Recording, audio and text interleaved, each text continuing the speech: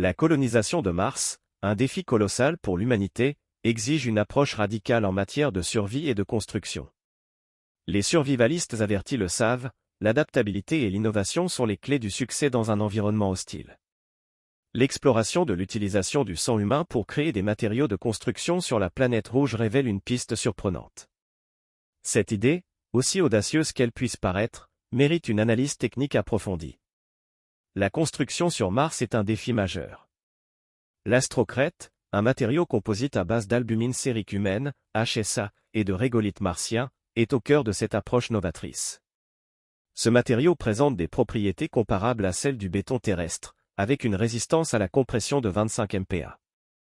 Pour les premières missions martiennes, où la logistique est un enjeu majeur, l'utilisation de ressources in situ, comme le régolithe, est primordiale. L'astrocrète incarne cette philosophie, en exploitant les ressources locales pour créer un matériau de construction performant. La ressource locale est un atout majeur pour la survie.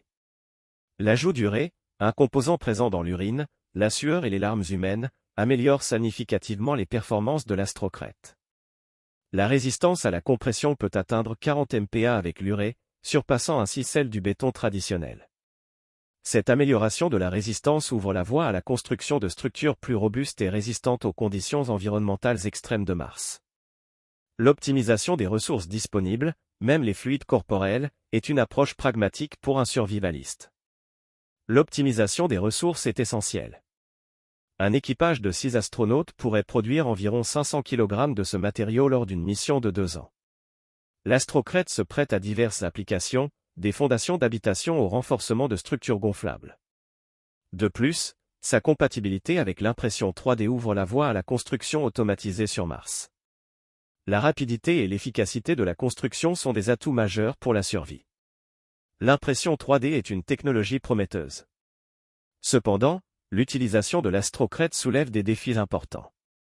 Le prélèvement régulier de sang chez les astronautes pourrait engendrer une fatigue physique et psychologique considérable. La viabilité à long terme de cette méthode pour des colonies plus grandes reste également à démontrer. Des questions éthiques se posent quant à l'utilisation du sang humain comme matériau de construction.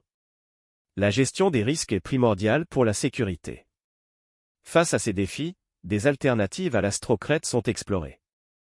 La production synthétique d'albumine via des bactéries ou des plantes génétiquement modifiées est une piste prometteuse. D'autres matériaux de construction, comme le mortier de chaux à base de carbonate de calcium martien et le béton de soufre, sont également étudiés.